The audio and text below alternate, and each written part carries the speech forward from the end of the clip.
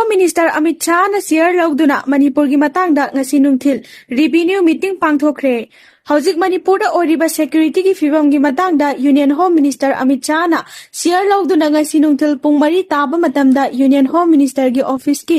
North Block New Delhi da revenue meeting pangthokre. Tongan ba national media da report tawrokpa gi matung inna hariba mifam asida Union Home Secretary Ajoy Bhala, Intelligence Bureau gi Director Apan Deka, Manipur gi Chief Secretary DGP Army amadi Security Force ki official kaya yauna Central Government ki Senior Official sing Manipur Government ki official sing Army amadi atay atopa Security Force sing gi makok thongba kaya na saruk yakhi. Hariba mifam asida Manipur gi Chief Minister N Biren di saruk yakhi dre hairi. Amaromda ngarang Manipur gi Governor Anusha Uke na Bharat ki President Draupadi Murmu yauna Union Home Minister Amit Shah ga unaduna matam kayagi mamangdagi Manipurda oirakli batangdu laitadaba phibam masigi matangda wari sanaba laikre. Loinana Manipurda thokliba kangrup anigi irang asi loisinana bahotnagani hainasu RSS ki Chief Dr. Mohan Bhagat nasu wafam kaya phongdokpaga loinana athubada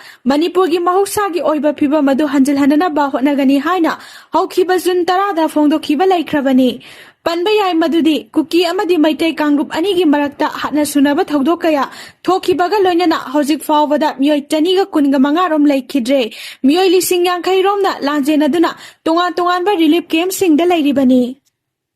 Jiribam Usatholda ngarang numidang kuki militant singna bom ani kapsinduna landa silakhe. Jiribam gi Usatholda ngarang numidang pung 13 rom taba matamda kuki khulai paiba singna bom ani kapsilaktuna lan kaihorakpadagi khul ngakliba khunja volunteer singna su blank fire oina Nomai round ani kaptuna makhoi su khul ngakpagi chapchaba thabak tawduna lei haibadu khangan khi hairi. Pausi asina Jiribam dagi fangba paugi matung inadi kuki narco terrorist singna bom kapsilakhi baduda Ashok apanamata yawkhide. Uchathol hariba khul asida 8 suba IRB amadi 5 suba Manipur Rifles ki personnel singna su ngak sianbagi thabak chathaduna lairibani. Bom kapsilakpagi pau asi fangbadagi mafam aduda commando police personnel sing amadi police ki kangbu su thomji lakhi makha tana kuki narco terrorist singna bom amadi nomai kapsilakhi ba laikhide. Khunja kharana phongdorokpagi matung inadi kuki narco terrorist singna bom amadi nomai kapsilakpagi thabak tawriba Manipur police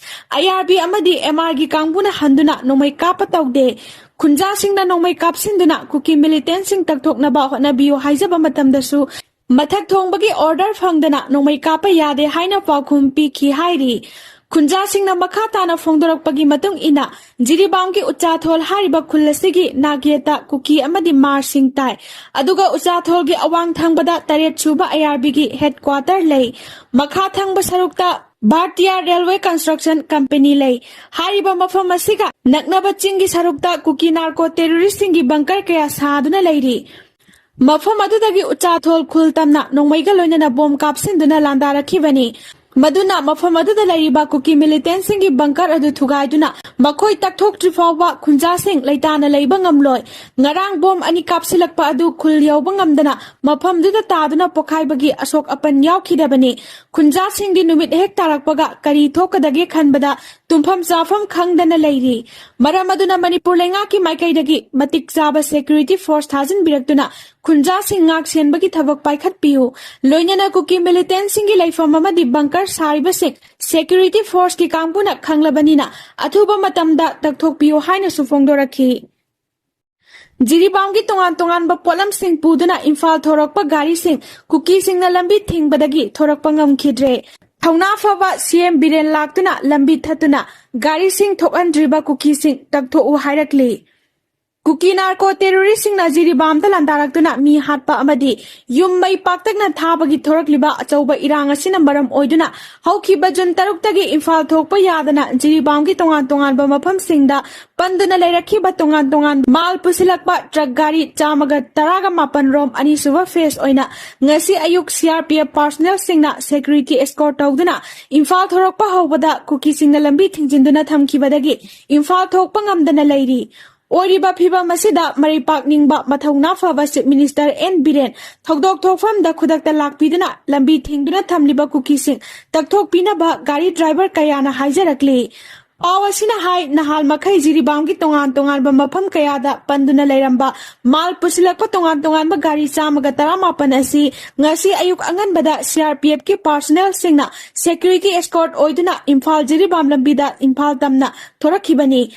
ꯑꯗꯨꯕꯨ ꯑꯌꯨꯛ ꯄꯨꯡ 9:30 ꯇꯥꯕ ꯃꯇꯝꯗ ꯒꯥꯔꯤꯁꯤꯡ ꯑꯁꯤꯅ ꯂꯩꯉꯥꯡꯄꯣꯛꯄꯤ ꯌꯧꯔꯛꯄꯒ ꯃꯇꯝ ꯑꯗꯨꯗꯒꯤ ꯃꯤꯇꯔ 50 ꯔꯣꯝꯇꯃꯛ ꯆꯠꯂꯒ ꯇꯣꯔꯕꯨꯡ ꯀꯨꯀꯤ ꯈꯨꯜ ꯑꯁꯤꯗꯒꯤ ꯀꯨꯀꯤ ꯅꯨꯄꯤ ꯅꯨꯄꯥꯁꯤꯡ ꯑꯃꯗꯤ ꯀꯨꯀꯤ ꯈꯨꯂꯥꯏ ꯄꯥꯏꯕ ꯌꯥꯎꯅ ꯂꯝꯕꯤ ꯊꯤꯡꯗꯨꯅ ꯊꯝꯈꯤ꯫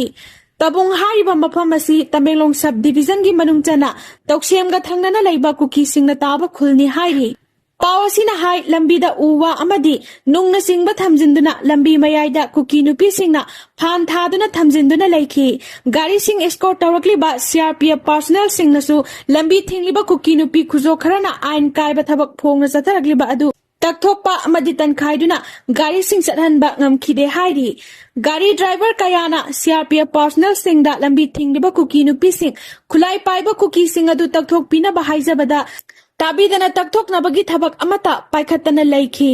ꯑꯌꯨꯛ ꯄꯨꯡ 9:30 ꯔꯣꯝ ꯇꯥꯔꯛꯄ ꯐꯥꯎꯕ ꯒꯥꯔꯤꯁꯤꯡ ꯑꯗꯨ ꯏꯝꯐꯥꯜ ꯊꯣꯛꯅꯕ ꯍꯣꯠꯅꯕꯗ ꯃꯈꯥ ꯇꯥꯅ ꯂꯝꯕꯤ ꯊꯤꯡꯕꯒꯤ ꯈꯣꯡꯖꯪ ꯑꯗꯨ ꯀꯟꯁꯤꯜꯂꯛꯄꯗꯒꯤ ꯒꯥꯔꯤꯁꯤꯡ ꯃꯃꯥꯏ ꯂꯩꯔꯒ ꯖꯤꯔꯤꯕꯥꯝꯗ ꯑꯃꯨꯛ ꯊꯧꯖꯤꯜꯂꯛꯈꯤ ꯍꯥꯏꯔꯤ꯫ ꯂꯝꯕꯤ ꯊꯤꯡꯂꯤꯕ ꯀꯨꯀꯤ ꯅꯨꯄꯤ ꯈꯔꯅ ꯐꯣꯡꯗꯣꯔꯛꯈꯤꯕꯗ ꯆꯨꯔꯆꯥꯟꯄꯨꯔꯗ ꯊꯣꯡ ꯁꯥꯅꯕ ꯌꯣꯠ ꯄꯨꯁꯤꯜꯂꯛꯄ ꯒꯥꯔꯤ ꯀꯌꯥ ꯃꯩꯇꯩ ꯅꯨꯄꯤꯁꯤꯡꯅ ꯊꯠꯇꯨꯅ ꯃꯩ ꯊꯥꯗꯣꯛꯈꯤ꯫ ꯃꯗꯨꯅ ꯇꯝꯄꯥꯛꯇ ꯂꯩꯔꯤꯕ ꯃꯩꯇꯩꯁꯤꯡꯒꯤ ꯆꯥꯅ ꯊꯛꯅꯕ ꯄꯣꯠꯂꯝꯁꯤꯡ ꯑꯃꯗꯤ ꯑꯇꯩ ꯄꯣꯠꯂꯝꯁꯤꯡ ꯑꯃꯠꯇ ꯄꯨꯁꯤꯟꯗꯨꯅ ꯆꯪꯕ ꯌꯥꯔꯣꯏ, ꯃꯈꯥ ꯇꯥꯅ ꯂꯝꯕꯤ ꯊꯤꯡꯕꯒꯤ ꯈꯣꯡꯖꯪ ꯑꯁꯤ ꯆꯪꯁꯤꯟꯈꯤꯒꯅꯤ ꯍꯥꯏꯅ ꯐꯣꯡꯗꯣꯛꯈꯤ꯫ ꯂꯣꯏꯅꯅ CRPF ꯄꯥꯔꯁꯣꯅꯦꯜꯁꯤꯡ ꯑꯗꯨꯅꯁꯨ ꯂꯝꯕꯤ ꯊꯤꯡꯂꯤꯕꯁꯤꯡ ꯑꯗꯨ ꯇꯟꯈꯥꯏꯕ ꯉꯝꯈꯤꯗꯦ꯫ ꯏꯝꯐꯥꯜꯗ ꯃꯩꯇꯩ ꯅꯨꯄꯤꯁꯤꯡꯅ ꯆꯪꯁꯤꯟꯕ ꯈꯣꯡꯖꯪꯅꯆꯤꯡꯕꯗꯗꯤ ꯔꯕꯔ ꯕꯨꯂꯦꯠ, ꯇꯤꯌꯔ ꯒ꯭ꯌꯥꯁ, ꯃꯣꯞ ꯕꯣꯝꯅꯆꯤꯡꯕ ꯀꯥꯞꯁꯤꯟꯕꯇ ꯅꯠꯇꯅ ꯂꯥꯊꯤ ꯆꯥꯔꯖ ꯇꯧꯗꯨꯅ ꯄꯨ ꯆꯩꯕꯒꯤ ꯊꯕꯛ ꯆꯠꯊꯈꯤꯕ ꯀꯌꯥ ꯑꯗꯨ ꯆꯤꯡꯒꯤ ꯂꯝꯗꯝ ꯑꯁꯤꯗꯗꯤ ꯁꯦꯀ꯭ꯌꯨꯔꯤꯇꯤ ꯄꯥꯔꯁꯣꯅꯦꯜꯁꯤꯡꯅ ꯀꯔꯤ ꯑꯃꯠꯇ ꯉꯝꯗꯅ ꯂꯩꯈꯤꯕ ꯑꯁꯤꯕꯨꯁꯨ ꯄ꯭ꯔꯖꯥ ꯁꯦꯛꯁꯟ ꯀꯌꯥꯗꯒꯤ ꯄꯥꯎꯆꯦ ꯑꯁꯤꯗ ꯄꯦꯟꯗꯕ ꯐꯣꯡꯗꯣꯔꯛꯂꯤ꯫ ꯄꯥꯟꯖꯪꯒꯤ ꯃꯩꯇꯩ ꯈꯨꯜꯗ ꯀꯨꯀꯤꯁꯤꯡꯅ ꯂꯥꯟꯗꯥꯔꯛꯂꯦ꯫ ꯇꯦꯡꯅꯧꯄꯜ ꯗꯤꯁꯇ꯭ꯔꯤꯛꯀꯤ ꯃꯆꯤ ꯄꯨꯂꯤꯁ ꯁ꯭ꯇꯦꯁꯟꯒꯤ ꯃꯅꯨꯡ ꯆꯟꯅ ꯂꯩꯕ ꯄꯥꯟꯖꯪꯗꯒꯤ ꯀꯨꯀꯤ ꯈꯨꯂꯥꯏ ꯄꯥꯏꯕꯁꯤꯡꯅ ꯃꯩꯇꯩ ꯈꯨꯜ ꯇꯝꯅ ꯑꯀꯟꯕ ꯃꯑꯣꯡꯗ ꯂꯥꯟꯗꯥꯔꯛꯈ꯭ꯔꯦ ꯍꯥꯏꯔꯤ꯫ ꯃꯐꯝ ꯑꯗꯨꯗ ꯂꯩꯕ ꯃꯩꯇꯩ ꯈꯨꯜ ꯉꯥꯛꯄꯁꯤꯡꯅꯁꯨ ꯍꯟꯗꯨꯅ ꯅꯣꯡꯃꯩ ꯀꯥꯞꯅꯈꯤ꯫ ꯈꯨꯠ ꯊꯣꯛꯅꯕ ꯑꯗꯨ ꯉꯔꯥꯡ ꯅꯨꯡꯊꯤꯜꯗꯒꯤ ꯍꯧꯔꯒ ꯅꯨꯃꯤꯗꯥꯡ ꯑꯊꯦꯡꯕ ꯐꯥꯎꯕ ꯅꯥꯀꯜ ꯑꯅꯤꯒꯤ ꯃꯔꯛꯇ ꯅꯣꯡꯃꯩ ꯀꯥꯞꯂꯛꯈꯤ ꯍꯥꯏꯔꯤ꯫ ꯑꯗꯨꯝ ꯑꯣꯏꯅꯃꯛ ꯅꯥꯀꯜ ꯑꯅꯤꯃꯛꯇ ꯑꯁꯣꯛ ꯑꯄꯟ ꯌꯥꯎꯕꯒꯤ ꯄꯥꯎꯗꯤ ꯂꯩꯈꯤꯗꯦ ꯍꯥꯏꯔꯤ꯫